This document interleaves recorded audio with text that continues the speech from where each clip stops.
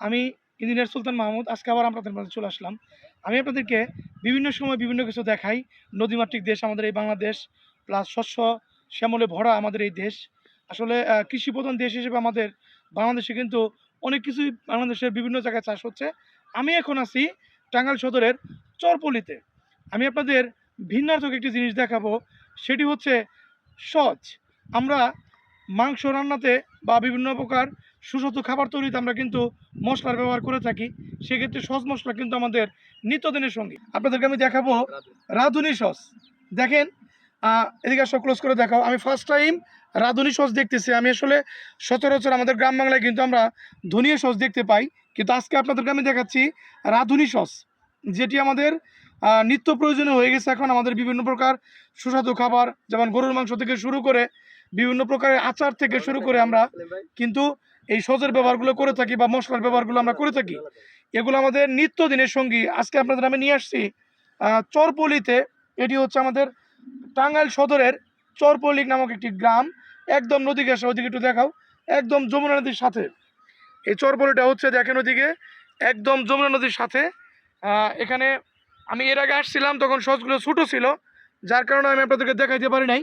আজকে আমি আপনাদেরকে রাঁধুনি সসগুলো দেখাচ্ছি। এখানে আসার পরে বিশ্বাস করেন, এতটা সুগন্ধ সজের পাতার, একদম ঘ্রাণ, মানে দারুণ দারুণ, এক কথায় অসাধারণ অসাধারণ এটার গন্ধ। আপনাদের যারা আসলে আমরা আসলে গাছসহ কিন্তু দেখতে পাই না সাধারণত, সহজ অবস্থায় প্যাকেটজাত বা হচ্ছে আমরা বিভিন্ন বাজার বা বিভিন্ন জায়গায় কিন্তু আমরা এই সসটা কিনতে পাই। কিন্তু এই রাঁধুনি সজের চাষাবাদ বা রাঁধুনি সজের যে গাছগুলো, এগুলো কিন্তু আমরা বিভিন্ন সময় আমরা দেখতে সচরাচর পাই না। কারণ হচ্ছে সজের ব্যবহার আমাদের এখানে আমাদের সবসময় হয় ধনিয়া পাতা, যেটাকে আমরা বলি। ধনিয়া সসটা একটু অ্যাভেলেবল, কিন্তু আসলে রাঁধুনি সসটা কিন্তু অ্যাভেলেবল না। আমি আসলে চেষ্টা করছি, এখানে দেখাও বিশাল এরিয়া জুড়ে এখানে কিন্তু রাঁধুনির চাষ করা হয়েছে, এবং কি এতটা সুগন্ধ বারবার আপনাদেরকে না বললেই নয়, মানে এক কথায় অসাধারণ সুগন্ধ।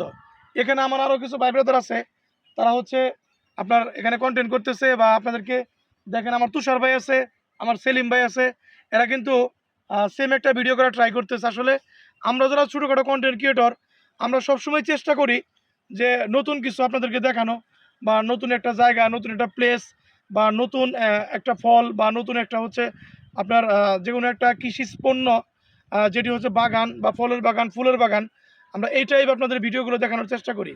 ঠিক আছে, আপনারা যারা আমার সাথে এতক্ষণ ছিলেন, অধীর আগ্রহ নিয়ে আমার ভিডিওটা দেখতেছিলেন, তাদেরকে জানাই আমি আন্তরিক ধন্যবাদ। এবং আমার মতো যারা আজকে নতুন দেখলেন বা প্রথম এই রাঁধুনি সস দেখলেন, তারা অবশ্যই একটু কমেন্টের মাধ্যমে জানিয়ে যাবেন। ধন্যবাদ। আসসালামু আলাইকুম।